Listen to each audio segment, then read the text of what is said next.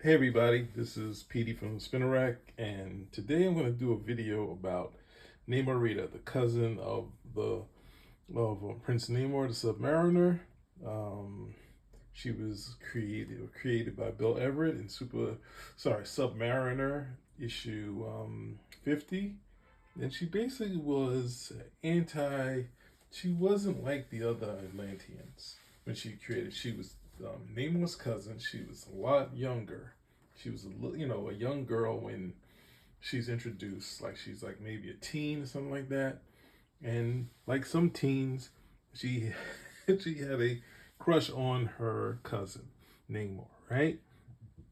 So, but Namor obviously, it's like a kid, just like and family. So not obviously nothing could come of that. But it was an interesting dynamic, something that you know was sort of like how sometimes girls like their uncles or their older family, that sort of thing, and nothing comes of it, right? So it was an interesting dynamic, right? So I was, but at the same time, it was all. There's also a character called Namor's, I guess her other cousin, Namora. Now, Namora was introduced, I think, during the 40s and 50s, and in the present Marvel universe, she died during the war or something like that, right? So, but this was Namorita was her daughter. Now, Namora, I think BYRNE has her full name in one of these stories here, but Namorita is just Namorita Prentice. That's her real name. Now, when I was reading Namor by John Byrne, he's introduced. Oh, I was supposed to do another video. I'm supposed to do a different video. Excuse me for that. Little guy is always on this table, right? So, this story I used to read to my sister all the time, right? That's the only comic book she would let me read her. She wasn't into comic books, but she decided she wanted to read one, and then it was just one, right?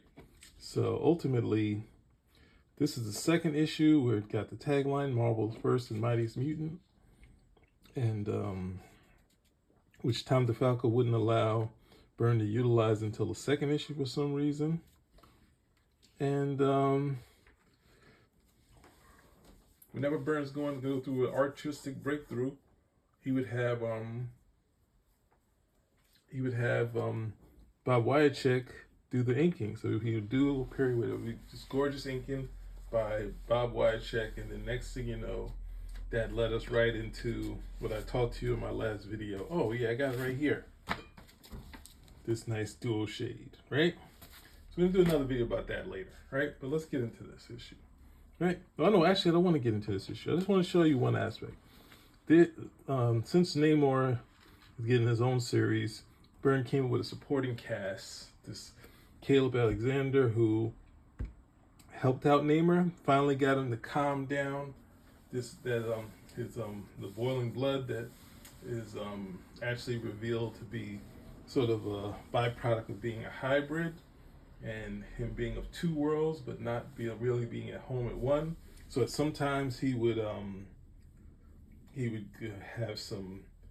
go from not his, even though he had gills, sometimes his body would struggle and he'd go through like a suffocation, but he wouldn't know it underwater, and then in the air he would go through an intoxication, which led to him being so, rushed to judgment, ready to fight, all that stuff, right? I believe that was a dynamic.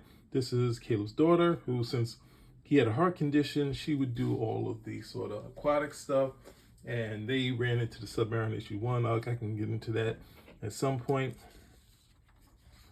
but he has a romantic interest with her. She had her hair tied back. The hint that there's romance is that she's let her hair down, right? And we run into the Griffin, right? So I don't want to get into this whole issue, but it's a gorgeous issue, very dynamic, that sort of thing. Maybe Griffin, maybe need another color scheme, maybe blue, but this very dynamic character. And he's after her for some reason. And Caleb gets hit by the tail. And when he tries to take action, he overexerts himself. And it's really gorgeous stuff here, right? You didn't know he was going to go through another artistic breakthrough, right? So here, So I met these characters in issue 1. We see him struggling with his heart thing, and he gets down to Namorita. Right? And I remember having one issue of Submariner with her in it, and not thinking much of her character, but I felt it was really interesting that BYRNE kind of brought Namorita in here, right? And she looked like, fun character under his pencils with Bob Wycheck's inks, even though it's like kind of a dupe, like a Supergirl type of character. She just seemed like fun, right? So she's in there, she immediately calls Namor. They talk. They've already have this connection, like his family connection, and you see this throughout the series that the two of them have this kind of banter. And this is the strongest point, that Namor is still Namor, and Namorita is just this character who's just a fun character. Namor still tells her to stay back, and he handles the situation. So that's just giving you an intro to this story, because we get to the big Namorita story. Now, Wikipedia would say that her character comes alive in the New Warriors, but they just wrote her as a regular Atlantean. The regular Atlanteans are just hard nails, tough type characters, and she was the one that was against type, right? So let's get to this, which might be one of the best stories ever. The 9 Wives story, right? Now in the Submariner, Submariner's dead wife, clones of her a clone of her appears from nowhere. So it's in Atlantis, and they come to talk to Submariner and tell her there's light there, but she doesn't say anything. She just stands around, right? So he's kind of taken aback, and then we go into this. Submariner has these old comic books of Submariner versus the Japanese, and you have Lady Crichton, and she's struggling with Namor having all these things in the books, and how these sort of comic book stories don't really tell the tale of the war and the atrocities and that sort of thing. Atrocities not taken out by villains, but taken out as far as the people that were running things, right? So, and she's also, if you watch my other videos, she went from being very old to be rejuvenated, right? So she tries on some new clothes because she's been wearing some old clothes. She gets to wear Namorita's clothes. And here, this is an interesting issue. This BYRNE is doing kind of less is more period. So he's not overdoing his BYRNE face. But we have a blonde here. So, we always say, people always say all the faces are the same. So we're going to see how close his face here is to the later face. But we already looked at the face of Namorita in the other book. Doesn't look anything like this girl here. Right, but she gets a call that she has to contact. Something has happened to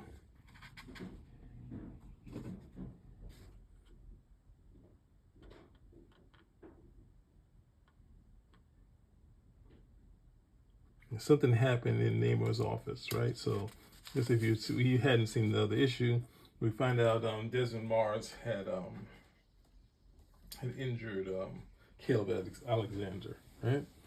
So they tell,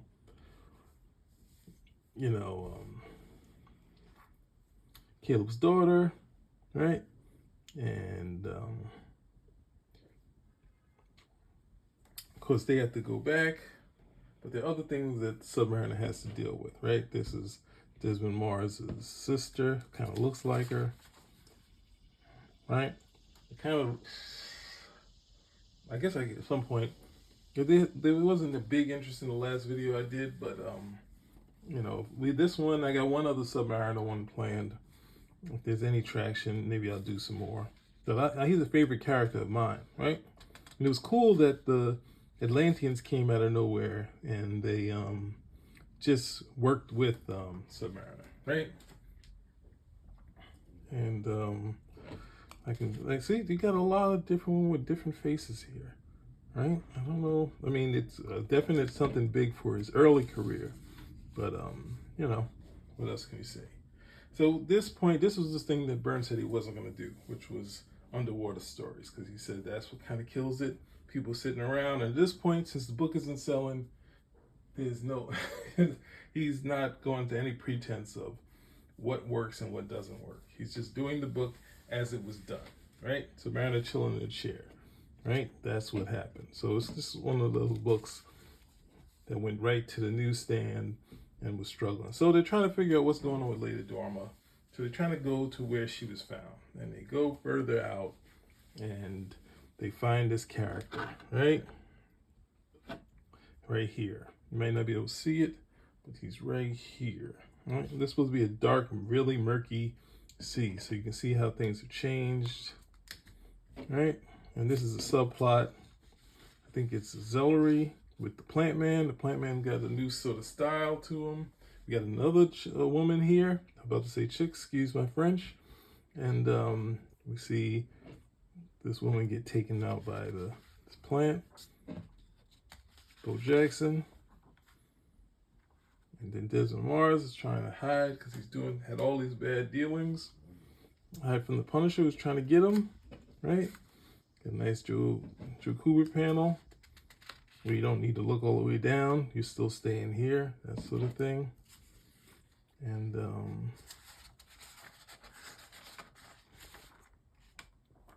Punisher's out to get him. And then tries to shoot the Punisher, but he got the bulletproof vest on. Punisher's ready, so he's like, Desmond decides to kill himself. And this is a real strange part that's going on in the plot. And I didn't know how this was going to play out, right?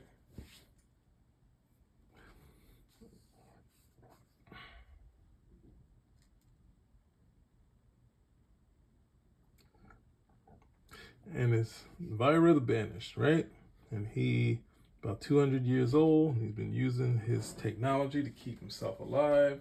You get a good shot of his face right here, right? See the doe-eyed Atlanteans, which would be cool, but I think they're gonna be pale faces in the Wakanda movie. We're gonna talk about Wakanda after this.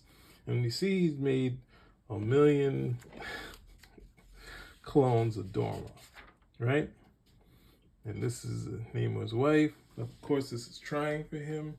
And they start talking, and they said, hey, you know, he was banished because he created clones, and the clones had to be killed. And this is a long part of, because the clones wanted independence, and they felt like they were souls. So it's a tragedy of Atlantis, right? Got a young Namor right here, right? And he said he can't overturn his grandfather's thing, and he doesn't want to. He's not interested. And he's like, where's Lady Dorma's body, right? And when he finds it, it's only the cells. And you get this nice moment of sadness of the Namor where, you know, even with the process to calm him down, he still has a little bit of a temper here, right? With good reason. This guy, every shot of this guy looks great, right? Damn, I should have this other book ready. I don't have it ready. We're going to keep going, right? So as they're arguing about this, Namorita kind of chimes in, and he said, you of all people. And Namor's like, say no more. And then and Namor wants to get Namorita out of there. And of course now, he said Namor knows of this thing he talks about, but he's like, what? All right, so we're gonna get to the harsh realities of this story, right?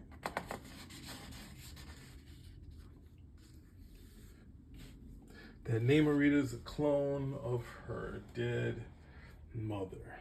My mother, myself. Greatest title ever, right? You have to agree with me. So we get into this one. Now, in Atlantean history set up by BYRNE, these clones had to be destroyed, right?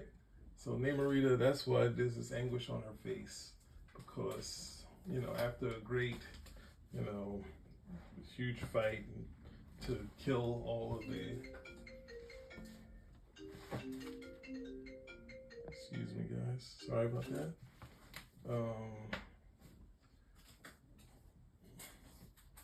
This is a big fight to get rid of. We'll see it in this next issue, but they're supposed to be killed, right? So it's got this great cover, and in here, this, as far as Byrne's inking, this is a really nice issue, right? So there's the murky sea. There's really in the depths of Atlantis. I mean, it's hard to find. So even with Submariner skills, he's having a hard time finding her, right? So we kind of backtrack with the Atlanteans, and they're saying the storm is really terrible and Submariner is not going, right? So we go back to where we were all off to, and he explains. And Namor knows the truth. And he said, "You've been keeping it from me for all these years." And she's upset with him. So you're my only living relative, this, that, and the other. She thought she was in love with him. He's like trying to get her to calm down. And then she breaks out in the murky sea. She's lost in the murky sea, right? So Submariner, by the other Atlanteans, kind of told, don't do it. Like, it's really terrible out there. So we lead into the next subplot, which is Phoebe Mars finding Desmond killed, right? And we're going to lead to one of the best pages ever. We've seen the 9-page grid. This is where Times Byrne was doing the no gutter pages, which has been interesting. This really works for this sort of story here, right? I didn't always like this, but for this story, it really works, right? So we go down there. She's there to the body.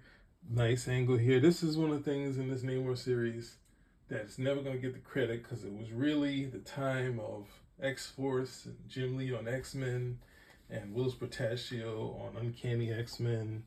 All of that sort of West Coast energy that was going on. Silvestri on Wolverine. And no one is going to be looking at comic books for these mundane type of things, which is, you know, this angle here, this angle here. It's like really gorgeous stuff. And then we get to the real pow of the quiet moments, her being so happy that her brother is dead, right?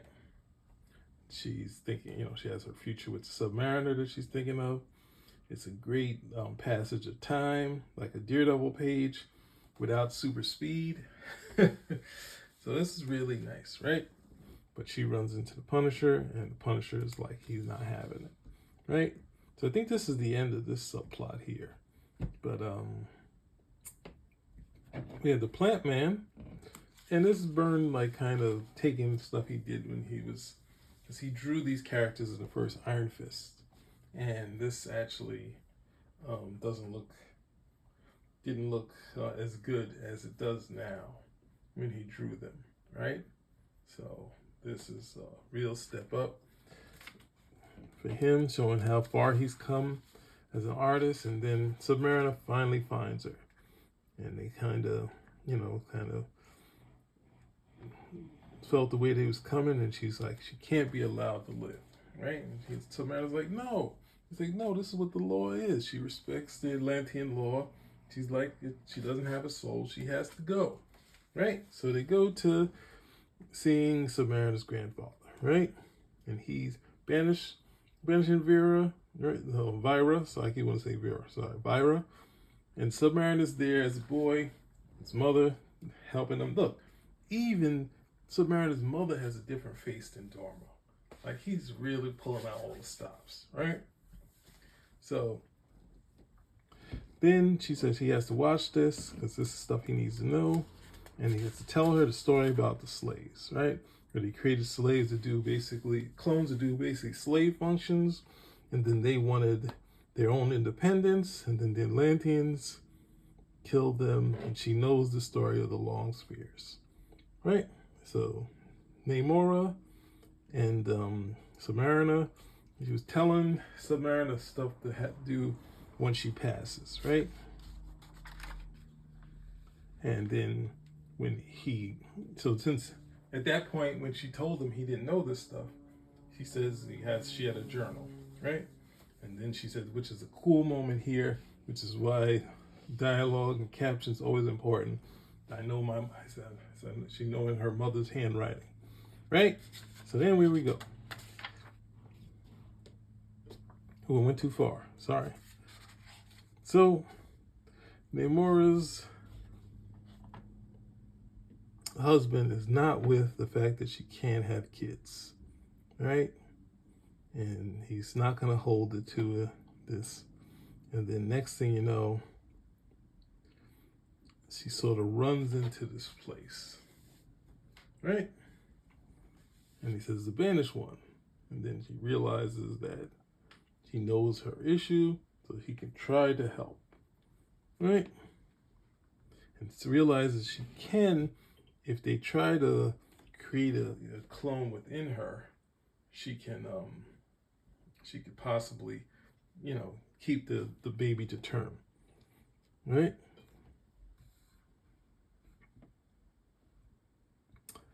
And that originally when Namor was born, she was born blue, but then she later gained the color of a surface dweller. And when Namor hears that, she's ready to pull out that same temper that Submariner has. And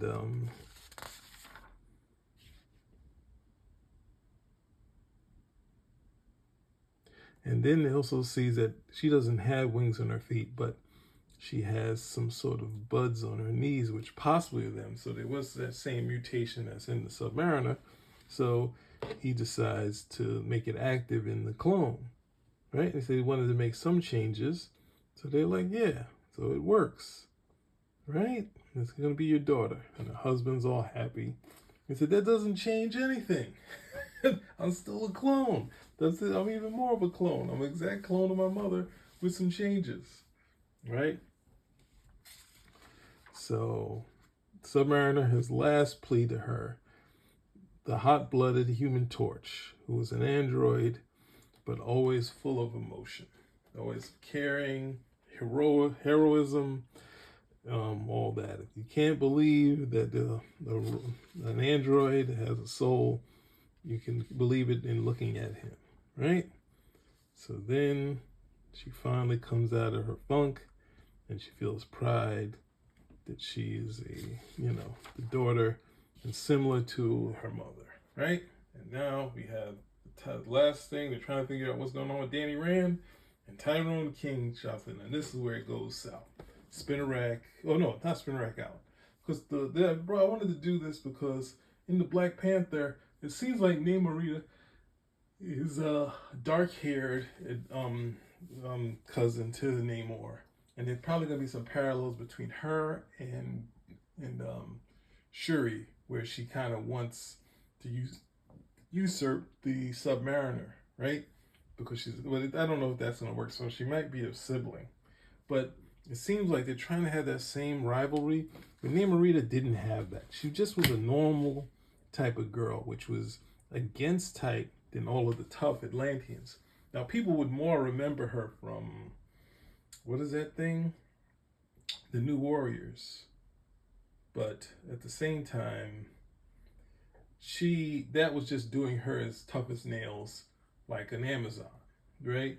And she falls for Nova, but she's still tough as nails type of character. Whereas this was a character that Bill Everett created, which was not like the regular Atlantean. She was, she just was normal. And this was kind of lost when you have these normal characters with all of these warrior-like Atlanteans. It's not the cliche. But every time we say, no, we got to get tough as nails. This said, no, she's just a fun character. Even though BYRNE did a very tough story with her, you had to push kind of these boundaries. And it was interesting because she was the bright light in the series. But as you see, you can do a tough story with her, but it doesn't stick. And then turning her tough kind of ruined everything. I think she's like Chimera or something like that. So that's it. Spinnerack out, and I worry about the Namor, the Black Panther Wakanda Forever movie, because it seems like they're just gonna do the Atlanteans coming in and Namorita being the one to kind of push Namor like Dormer was when her first appearance. So anyway, that's it. Spin rack out.